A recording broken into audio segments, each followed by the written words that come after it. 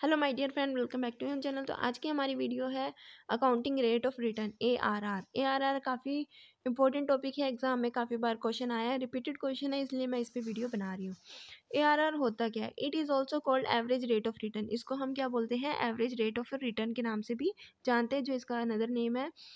It is the average of the rate of return from different year for the whole life of an asset. यानी कि जब कोई भी हम एक एसेट्स का यूज़ कर रहे हैं, ठीक है, उस एसेट से हमें रिटर्न मिल रहा है, ठीक है, डिफरेंट ईयर्स में डिफरेंट रिटर्न मिल रहा है, तो हम एवरेज निकालते हैं कि सपोज करो अगर हमने किसी एसेट्स को 5 साल यूज़ किया, पहले साल में 20,000 का रिटर्न मिल रहा है, दूसरे साल में 25 का मिल रहा है, तीसरे साल में 30 का मिल रहा है, चौथे साल में हमें 10,000 का रिटर्न मिल रहा है, उसके बाद हमें 50,000 का रिटर्न मिल रहा है। तो डिफरेंट ईयर्स में डिफरेंट रिटर्न मिल रहा है, तो उस असेट्स की जो लाइफ है वो क्या है? मान लो 5 साल है, 5 साल में हमें डिफरेंट डिफरेंट रिटर्न मिला, तो हम उसका क्या कर रहे हैं? एवरेज निकाल रहे हैं। कि हम उसका क्या कर रहे हैं? एवरेज निकाल रहे हैं कि उस असेट्स को यूज़ करने में हमें एवरेज हर साल कितना रिटर्न जो है एक्चुअल में पड़ता है।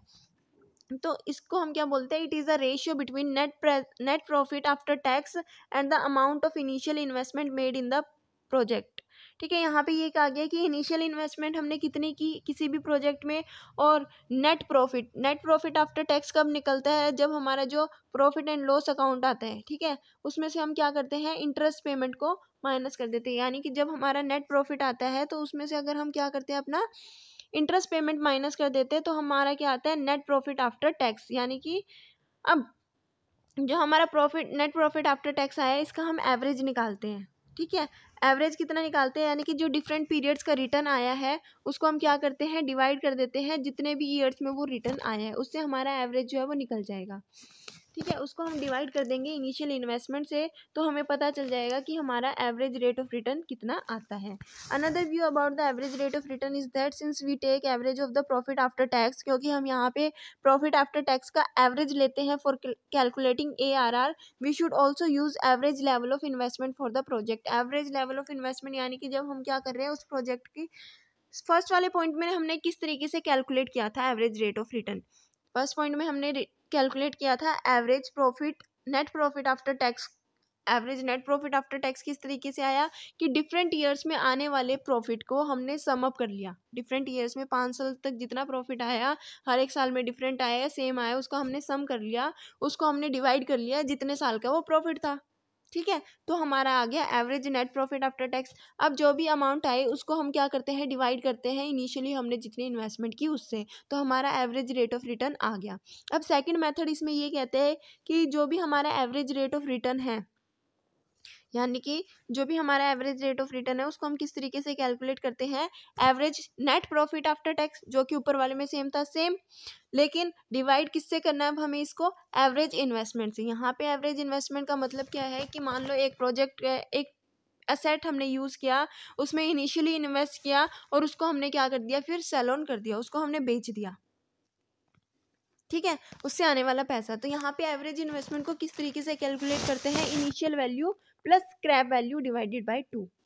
ठीक है, उसके बाद आता है हमारा average net profit after tax को किस तरीके से निकालना है वो आपको पता चल ही गया होगा। इसके बाद आता है हमारा एक्सेप्टिंग एंड रैंकिंग रूल। किस तरीके से हम किसी प्रोजेक्ट को एक्सेप्ट करते हैं और रैंक देते हैं। When we adopt ARR decision criteria, acceptance rule is that calculated ARR should be greater than some specific rate. यानी कि जब हमें कोई भी एक स्पेसिफिक इंटरेस्ट रेट गिवन है, और जब हम ARR कैलकुलेट करते हैं, तो अगर ARR ज़्यादा है, एवरेज रेट ऑफ रिटर्न क्या है? ज़्यादा है उस स्पेसिफिक रेट ऑफ रिटर्न से, तो हम उस प्रोजेक्ट को क्या करेंगे?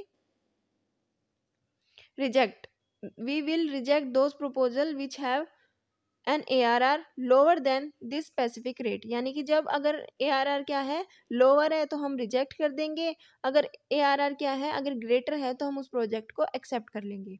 दोबारा बोल रही हूँ, क्या लाइन कहा है मैंने?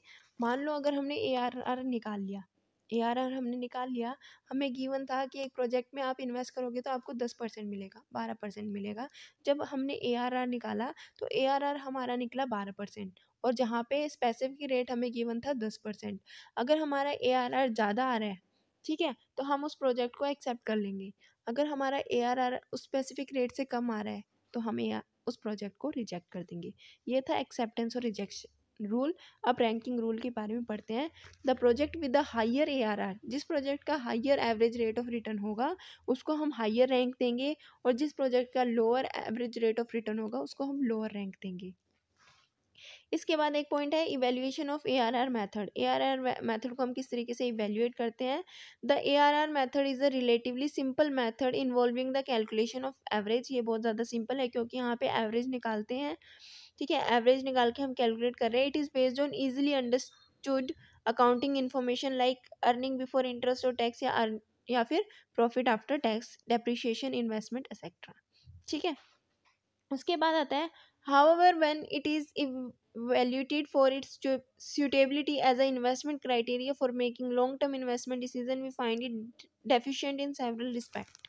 जब भी हमें long term investment decision making करनी होती है तो उस केस में ये जो है मेथड सुटेबल नहीं है, ठीक है। क्यों? Firstly it is ill defined, we do not know whether to use earning before interest और टैक्स और प्रॉफिट आफ्टर टैक्स।